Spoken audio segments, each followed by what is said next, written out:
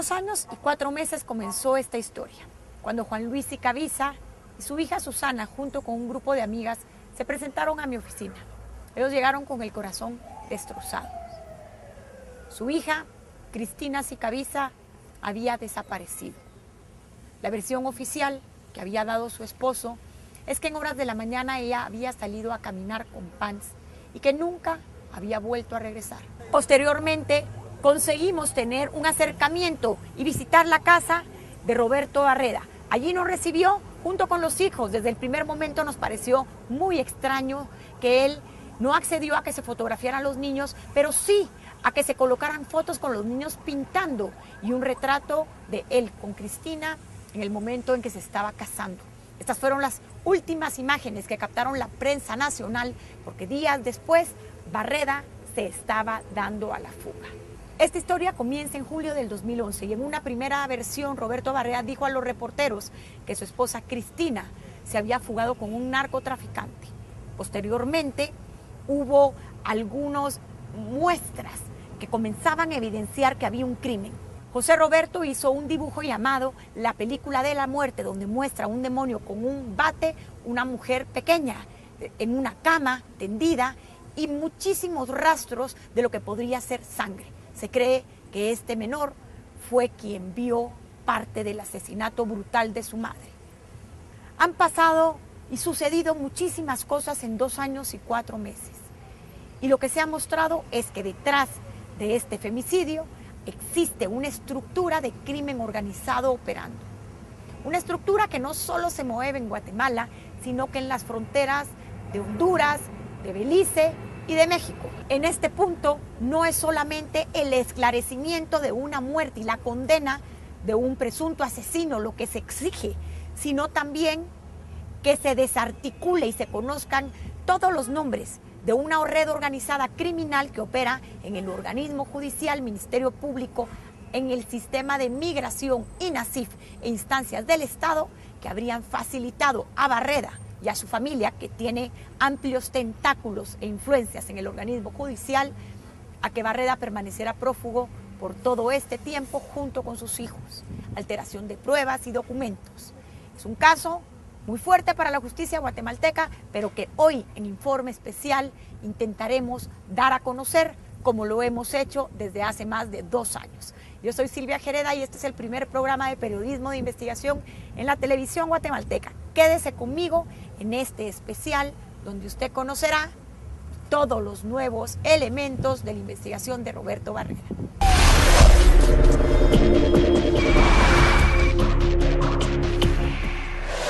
Mérida, la ciudad blanca, es la capital y ciudad más poblada del estado mexicano de Yucatán.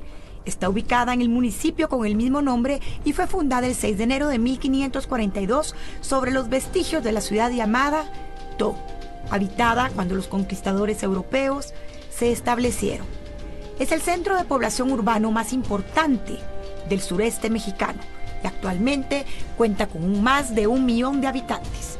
La ciudad de Mérida está comunicada por largas calles y amplias avenidas, entre las que destaca el renombrado Paseo de Montejo, en el que se construyeron grandes mansiones de estilo afrancesado.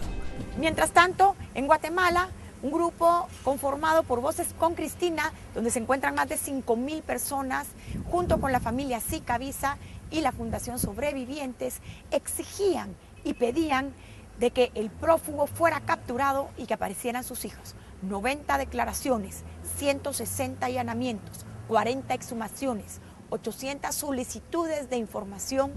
Eso fue la cantidad de expedientes que tuvieron que llenarse para que finalmente el 8 de noviembre pudiera aparecer el prófugo más buscado por la justicia guatemalteca, Roberto Barreda, quien se encontraba en Mérida, Yucatán, México. Viernes 8 de noviembre, mediodía. Las redes sociales estallan. Roberto Barreda Villarreal había sido capturado y sus 2 hijos liberados. El golpe había sido dado por las autoridades mexicanas. Un vecino de la localidad, quien lo identificó junto a los niños y que era su vecino, luego de ver un programa de Primer Impacto en televisión, se comunicó por correo electrónico con la Fundación Sobrevivientes. y fue a partir de ahí que el Ministerio Público y el Ministerio de Gobernación solicitaron el apoyo de las autoridades mexicanas.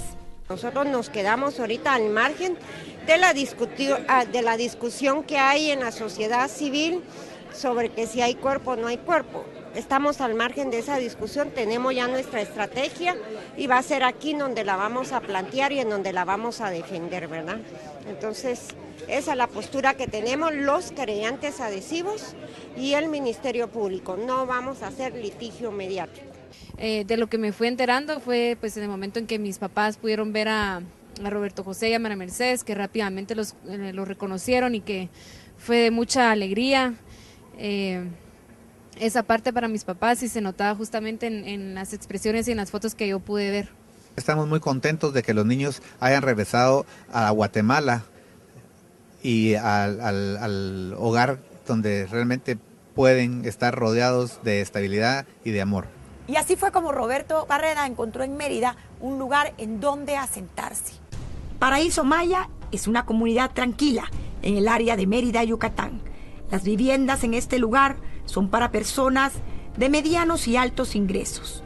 Los precios de venta de una casa oscilan entre los 1.5 millones de pesos mexicanos, mientras que las rentas por casas, como la que vivía Barreda, van de los 6,000 hasta los 10,000 pesos mexicanos. En la vivienda, Barreda operaba una surtidora de productos para máquinas expendedores de golosinas y galletas que eran instaladas en centros comerciales, para lo cual había habilitado una terraza delantera de su casa, como lo demostraron fotografías del diario Milenio Novedades de México. De acuerdo con los vecinos de la colonia, la vida de Barreda era de bajo perfil. Sin embargo, nada apuntaba a que era prófugo de la justicia. Algunos aseguraban que Barreda contó que se había divorciado y que su esposa le había sido infiel, por lo que se había ido a vivir a Estados Unidos, que se había mudado allí para empezar una nueva vida.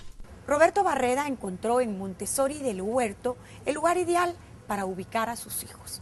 Montessori El Huerto se ubica en la carretera Cholul, una localidad de Mérida, estado de Yucatán. La misión de este centro es forjar seres humanos competentes, seguros de sí mismos y capaces de resolver problemas reales, comprometidos con el bien común según sus estatutos. Allí, en los últimos meses, los hijos de Cristina Sicavisa atendieron clases regularmente con sus mismos nombres, pero inscritos con los apellidos Barreda Villarreal y un año menos de la edad real que tenían. Este es un exclusivo colegio donde los niños hacían celebraciones especiales, excursiones a Chichén Itzá y a la playa, competencias y días de campos familiares. Pero lo más increíble del caso fue que estos niños fueron expuestos públicamente a las redes sociales en actividades que se hacían en el colegio. Por ejemplo, estas fotografías captadas en el Facebook del colegio el 12 de octubre, aparece no solo María Mercedes Barreda, sino su padre Roberto, celebrando junto a ella un día de campo. Hay otras fotos más donde los niños se exhiben claramente en actividades del colegio. En esta foto se ve a Roberto Barreda en la celebración con un celular rojo en mano. Este fue el celular que le permitió llegar a las autoridades hacia sus huellas, tras las llamadas que rastrearon los investigadores para poderlo detener. Hay algunos datos muy interesantes que han sido reportados por el Diario del Yucatán de México, y aquí en Guatemala les tenemos que poner ojo. Por ejemplo, a pocas cuadras de la residencia donde vivía Roberto Barreda se encuentra la casa de Guadalupe Ortega Pacheco. Ella es actual diputada federal en México y su hermana es exgobernadora también en el estado mexicano. Se sabe que hay una vigilancia en el área, pues existe información que podría haber existido algún tipo de vínculo o relación entre Barreda y su vecina. Esta ciudad es muy atractiva para delincuentes internacionales y ha dado cobijo a narcotraficantes e incluso terroristas.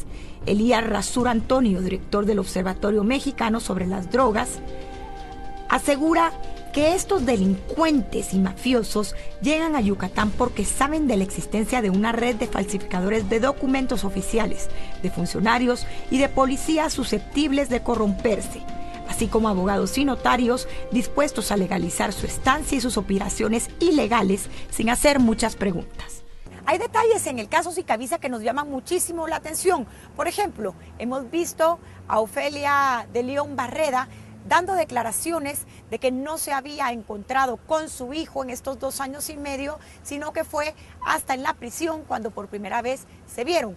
No obstante, existen evidencias que demostrarían de que Barreda tuvo varios encuentros con sus padres, particularmente en Belice.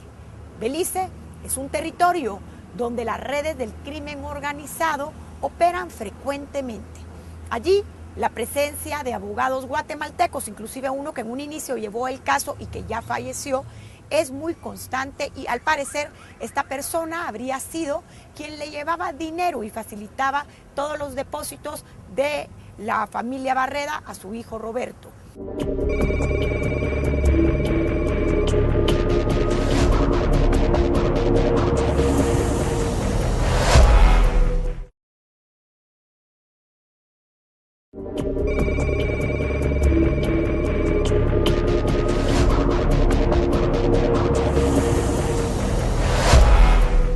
Desde que los niños fueron rescatados en Yucatán, la juez resolvió que provisionalmente estos menores estarán en manos de sus abuelos Sicavisa. Allí reciben en estos momentos mucho amor, atención e inclusive terapia por parte de una familia que los buscó durante 2 años y medio. No obstante, la familia Sicavisa deberá enfrentar otra nueva lucha. Y esta es una lucha por la custodia o la tutela definitiva de sus nietos. Tendrán que enfrentar no solo a la familia Barreda, sino también a absurdos como el del Código Civil, que en su artículo 299 establece que la primera opción en el caso de la custodia es para el abuelo paterno. Desde la torre de tribunales, la primera audiencia que se tenía prevista con Roberto Barreda ha sido anulada, presuntamente porque el abogado ha renunciado. Sin embargo, hay que ponerle muchísimo ojo a este caso. Estas son tácticas dilatorias que se han usado con anterioridad. Por ejemplo, en el caso de Ríos Montt, se utilizó frecuentemente que los abogados iban cambiándose. La razón, retardar la justicia, poder conseguir más elementos de la defensa. Y al final lo que nos demuestra es que esta podría ser una artimaña, inclusive organizada por altas estructuras del organismo judicial, donde sabemos que los padres de Roberto Barreda tienen altas influencias. Nos encontramos con Juan Luis Sicavisa. Y uno de los retos más grandes en este momento, en este juicio paradigmático, Juan Luis, será romper una estructura que a todas luces pareciera ser la antigua estructura del crimen organizado que ha vivido y campeado en el organismo judicial. Ustedes son ciudadanos comunes y corrientes, ciudadanos de a pie como lo somos todos. Cuénteme un poquito en todo este tema legal, esta lucha contra este monstruo. ¿Qué es lo que ustedes harán en los próximos meses, días, años que les queda de esta batalla y qué es lo que esperan?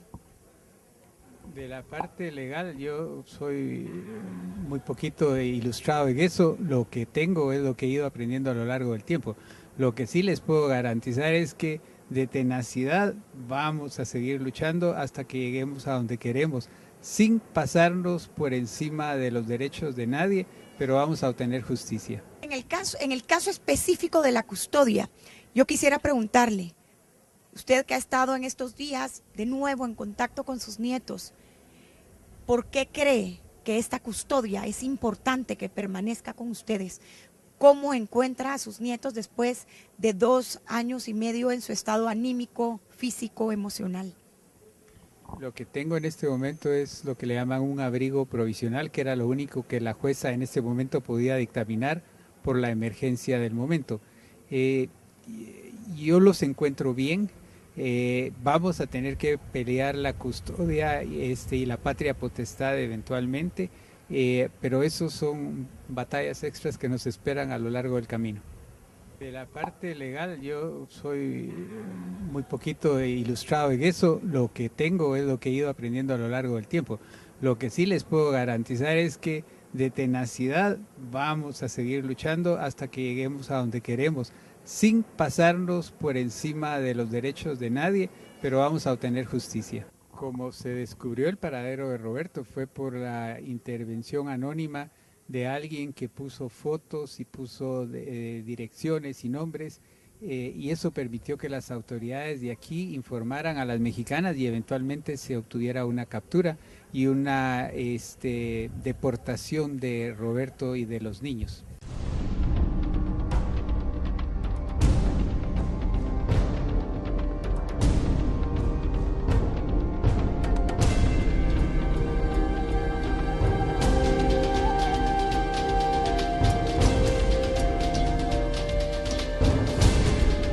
El secretario general del Ministerio Público, Maynor Melgar, ha dicho que el 2015 podría ser el año en que finalmente Barreda llegue a un juicio.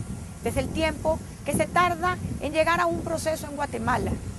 Aquí deberá ser develado si realmente hubo femicidio, pero también hay un tema que es mucho más importante o igual de importante, y lo es la estructura criminal que opera dentro del Estado de Guatemala, del organismo judicial, de migración, de INASIF, y que permitieron durante 2 años y medio a Roberto Barreda permanecer prófugo y viviendo en México y otros lugares a cuerpo de rey. Exigimos a las autoridades del sistema de justicia que hagan su trabajo en este momento de una manera transparente, de una manera correcta, porque el pueblo de Guatemala está pendiente y va a estar al pendiente de la actitud de ustedes. Así que yo exhorto al pueblo de Guatemala a que no nos vean cara de tontos y que estas personas que detentan el poder debemos descubrirlos y sacarlos de sus lugares. A escasos días de la desaparición de Cristina, Informe Especial comenzó a develar como, por ejemplo, una vidente especializada y que había trabajado con el FBI había dicho claramente que ella había sido asesinada. Roberto Barreda y Cristina Sicavisa son los protagonistas de esta historia. Desde hace 2 meses, los medios de comunicación en Guatemala no dejan de sacar noticias sobre ellos en sus portadas. Roberto Barreda es el principal sospechoso de esta historia donde se presume que existió violencia intrafamiliar. Hasta el 7 de julio, Cristina Sicavisa era otra más de las miles de mujeres guatemaltecas que se dedican a atender al esposo, los hijos y los quehaceres domésticos. Hasta que esa madrugada, ella desapareció.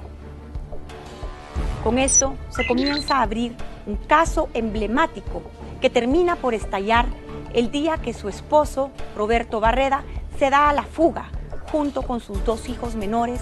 El jueves 7 de julio, Roberto Barreda fue la última persona que vio a Cristina con vida. Según su testimonio, ella salió de su casa ubicada en el condominio Los Manantiales a las 6:45 a caminar. Me llamó muchísimo la atención que me dijeran que mi hermana salía a las 6:30, 7 de la mañana a caminar, ¿verdad? Y eso sí nunca me hizo sentido. Y esas son una de las primeras dudas que me entra a mí en la cabeza, ¿verdad? O sea, no me hacía clic con lo que yo conozco de mi hermana ahora. Pero nunca regresó. Videos de la garita registraron el ingreso de Cristina un día antes, a las 14 horas, pero ninguna salida. Los guardias que patrullaban desde las 5:30 de la madrugada no le vieron, sus vecinos tampoco.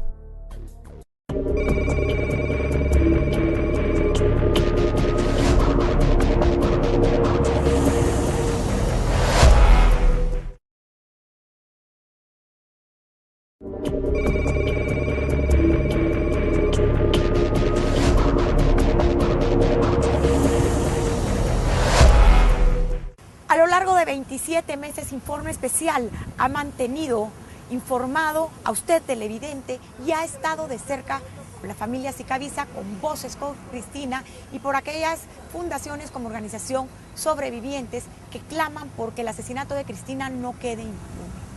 Durante todo este tiempo lo que hemos visto es no solo un tráfico de influencias, sino que mafias y grupos del crimen organizado moverse en una estructura que permitió desde la fuga de Roberto Barreda, así como la emisión de pasaportes y documentos falsos.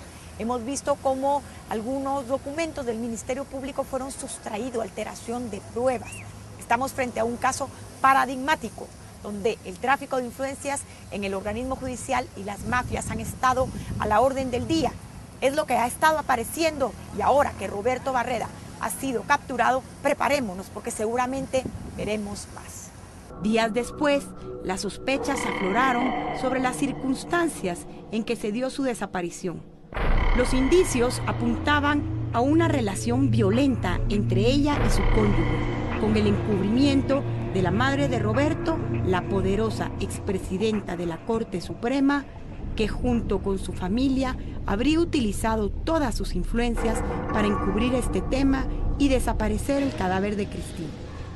El dibujo del pequeño Roberto José, que evidenciaba que su madre había sido agredida con un bate y charcos de sangre hechos con tinta, determinaron, según los psicólogos, que el niño fue testigo de la muerte de la madre.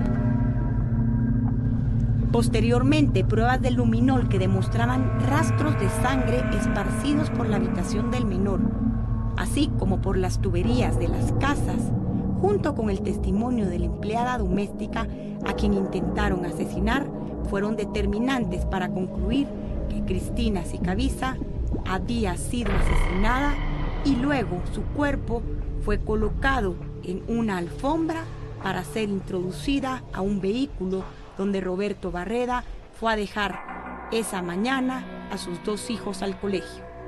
Al día de hoy, 5 personas se encuentran en prisión. Algunos de los detenidos, como Mauricio Castillo, con quien Barreda habría sostenido comunicación en las horas siguientes a la desaparición de Cristina, fueron declarados inocentes. Sin embargo, la participación de otros, como Óscar Celada, sigue vinculada al caso. Asignan al juez Walter Villatoro del Juzgado 10º del Ramo Penal. 20 de octubre del 2011 se gira orden de captura en contra de la expresidenta de la Corte Suprema de Justicia, Beatriz Ofelia de León de Barreda, por obstrucción a la justicia y borrar evidencias. Según la empleada doméstica, la madre de Roberto habría lavado el vehículo que fue utilizado para trasladar el cadáver de Cristina. Según los indicios que se encuentran dentro del expediente, sí se logra establecer por la forma de desaparición, que no se encuentra el cadáver, que una sola persona no pudo haberlo hecho. Tuvo que haber sido una estructura, que se llama así según la ley, para poder realizar un desplazamiento del cadáver hacia un lugar X, que es lo que se está buscando. En consecuencia, el proceso está aunado en un solo expediente en la fiscalía que llevamos. Tanto las personas que se encuentran sindicadas, tanto los niños, tanto la cuestión de Roberto, como la localización del cuerpo. Son detalles que lo hacen a uno pensar de que a lo largo de esos primeros y terribles días había alguien que tenía toda la información a su alcance y que se estaba confabulando para mantenernos a nosotros con la idea de que eventualmente iba a hacer un secuestro e iba a haber una llamada, mientras ellos tomaban todas las precauciones y medidas para desaparecer de Guatemala sin dejar un rastro, como ha sucedido hasta el momento. Voces por Cristina ha hecho una labor impresionante. Cada persona colabora en el área donde está, pero lamentablemente el mayor problema que tenemos es el tráfico de influencias. Adicionalmente tenemos mucha indiferencia porque mucha gente piensa que este caso es solo por Cristina Sicavisa, solo porque es una familia de una diferente clase social, pero no es cierto. Voces por Cristina está aquí porque tuvimos la oportunidad y tomamos la decisión de salir a enfrentar, de romper el miedo, de romper la indiferencia, de romper esta impunidad.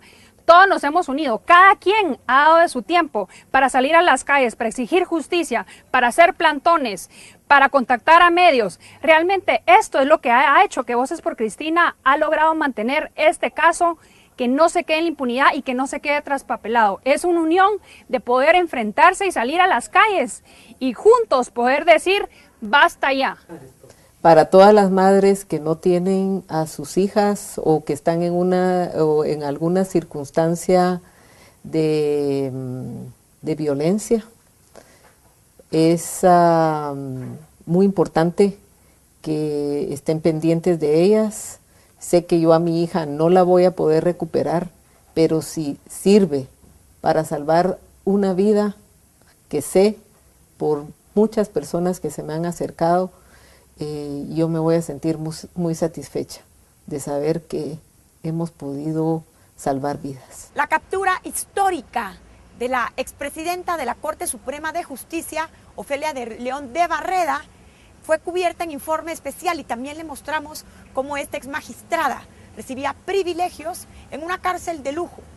Vimos también cómo una estructura de crimen organizada se movía alrededor y le mostramos las evidencias con cintas donde se muestran las llamadas que Roberto realizó a su madre, su primo y otros cómplices presuntamente para lograr fugarse del país y encubrir la aparición del cuerpo de Cristina Sicavisa en momentos en que ella se daba como desaparecida. Nosotros como familia, la parte también muy importante y otro pilar muy importante de todo este proceso es el tema de poder encontrar el cuerpo de Cristina, y en ese sentido le pedimos nuevamente a la ciudadanía guatemalteca a que pueda tener, quienes puedan tener información, que se acerquen, que puedan comunicar lo que saben acerca del cuerpo y dónde podríamos nosotros empezar una investigación. Nosotros hemos acompañado a la familia durante todo el proceso.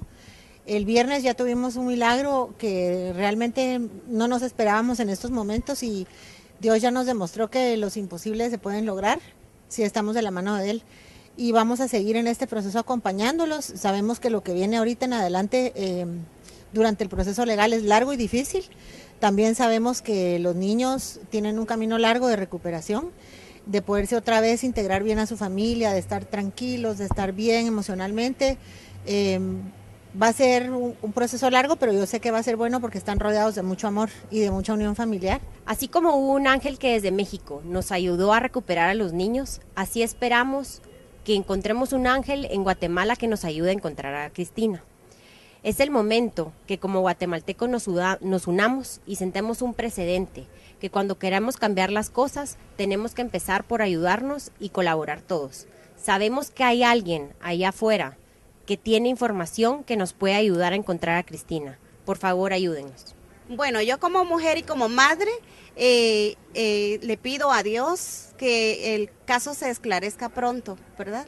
Que pueda llevarse a un buen término, que se haga justicia ante todo, porque hay una madre, ¿verdad?, que falta en el hogar y que esos niños ahora la necesitan. Yo espero que como ciudadana guatemalteca que haya justicia, porque muchas cosas se quedan impunes, ¿verdad? Y que si él es culpable, que realmente pague. Que pague, porque el hecho de que él sea padre, los niños no le daba derecho a llevárselos y negarles el derecho de estar con su familia de la parte de la mamá. Ellos tenían todo el derecho de saber realmente en dónde está su mamá.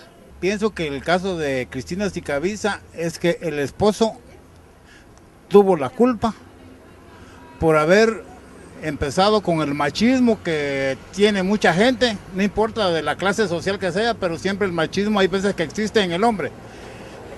Entonces esta persona tiene que ser castigada si se encuentra culpable. La justicia tiene que ser recta para todo el mundo, pobres, ricos. El reo 2326 es el número que corresponde a Roberto Barreda. Él es el hijo de la expresidenta de la Corte Suprema de Justicia, Ofelia de León de Barreda, la primera mujer que había llegado a este puesto tan importante. No solamente será la familia Sicavisa, sino también una sociedad guatemalteca que clama justicia, quienes deberán enfrentarse a este tenebroso juicio, donde veremos surgir con fuerza todas estas poderes ocultos de Guatemala y estas mafias que operan no solamente en territorio nacional, sino también en Honduras, en Belice y en México, lugar donde se presume estuvo prófugo Roberto Barreda. Yo soy Silvia Jereda, este es Informe Especial y me siento complacida de haber estado junto a este caso y mi equipo de investigación poniendo el dedo en la llaga.